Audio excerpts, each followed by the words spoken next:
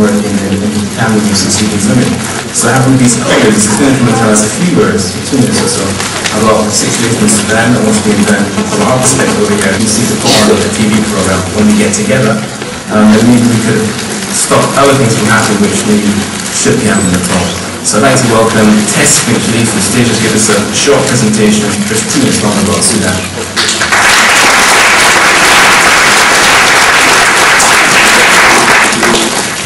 Hi everybody, and thanks Tony for inviting me. I've been to a few of these events before and I don't really sit down and shut up. But I'm not going to apologise for stepping forward to you today, because I'm here to speak on behalf of people who can't speak for themselves, people who are victims of genocide and slaughter in Darfur. I have no choice actually. Under the Rwanda Commission, after the Rwanda genocide, it states that any individual who becomes aware of the genocide has an obligation, a moral and legal obligation to do something about it and to act. I became aware of the genocide in Darfur, sadly quite late, because there was no coverage on the media, until I saw the panorama programme on BBC, The Killing Fields. And at that point I realised just how serious things were. In fact, I didn't know anything about it before then. What scared me more than anything was the next day it was already yesterday's news. I expected foolishly to see it picked up on the State programme and various other parts of the media, but it was dropped, it was dead. And the response was, when I spoke to the producers and asked why not on the BBC, was, we ticked that box, we've covered Africa, now we're moving on to something else. So I've been campaigning actively since then and shouting as loud as I can with the one voice that I have. It's probably no coincidence, I'm not an activist, but it's probably no coincidence that my professional role, I spend a lot of my time picking up the pieces of discrimination and trying to prevent it from happening. But as we sit here, there is a genocide taking place, and people are being slaughtered. 2 million in the southern region of Darfur already. We can't exactly put numbers on the western region yet. Until it stops, we can't really count the dead. We won't find the killing fields to the extent that they exist. But the estimate is 300 to 800,000. It's a nearly a million mark. Although in the press it's been underrepresented and counted as 70,000 consistently, up until a report from the cross-parliamentary group of MPs who said that the numbers are much higher.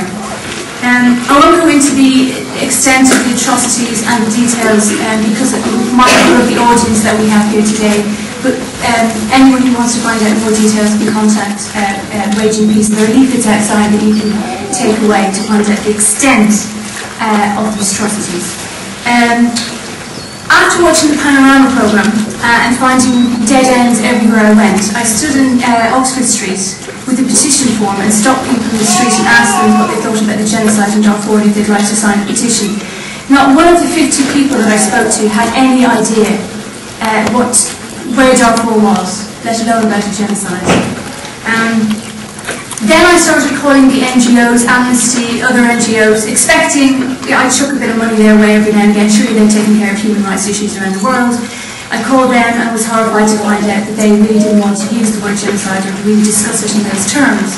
What I found in my discovery, this voyage of discovery for me, is institutional racism.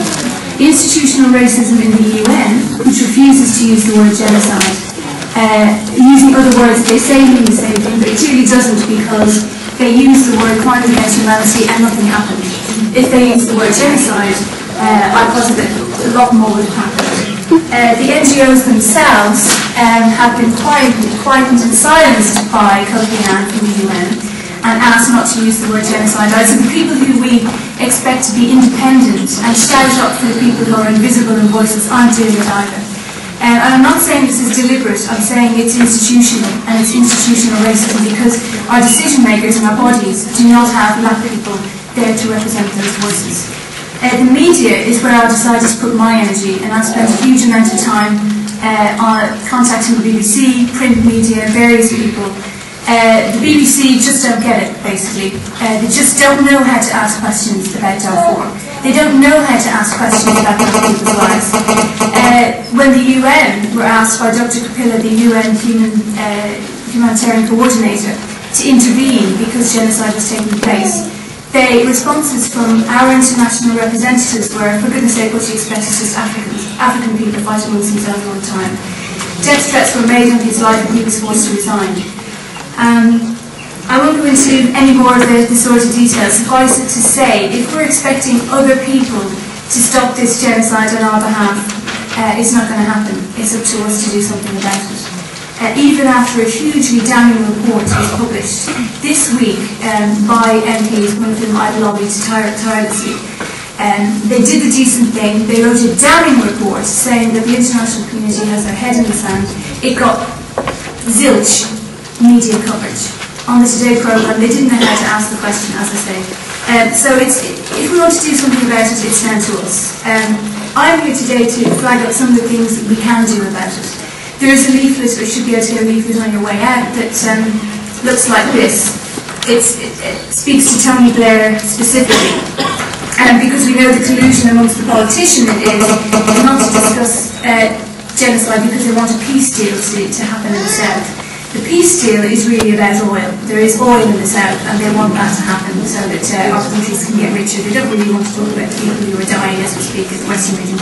So this letter is speaking to Tony Blair and asking him to do something about it. All you have to do is sign it and send it back to an organisation that I've aligned myself with, Waging Peace, who do use the word genocide unashamedly. So that's one thing you can do. Through that website you'll find letters you can download, already written, that you can send to your MPs. It does work, I've seen it work. Also we're trying to establish a letter writing campaign to The Independent. If we all target our letters to one distribution, then they will take up the campaign on our behalf. But we need numbers, and we need substantial numbers. The other thing which we're talking about doing at a later date is a die-in, which is a peaceful form of protest where people gather outside number 10 and lie down quietly and protest. This was a successful campaign that was carried out in Washington, organised by Black African community there, and thanks to their work, getting huge numbers of people to lie on the steps of Washington DC. Parliament, they managed to convince politicians to use the word genocide. So the US have been using the word genocide for a very long time. Sadly, they lost any credibility in the international community over Iraq, sadly for the people of Darfur. But we can do it. If you're interested, if you could let us know via Waging Peace that you'd be interested in participating. Because the last thing we want to do is organise something and then have shambolically few people turn out on the day. That will communicate the wrong message to the Sudanese government that which people don't care about people in Darfur. And I think it's more a case that we just don't know. Thank you for your time.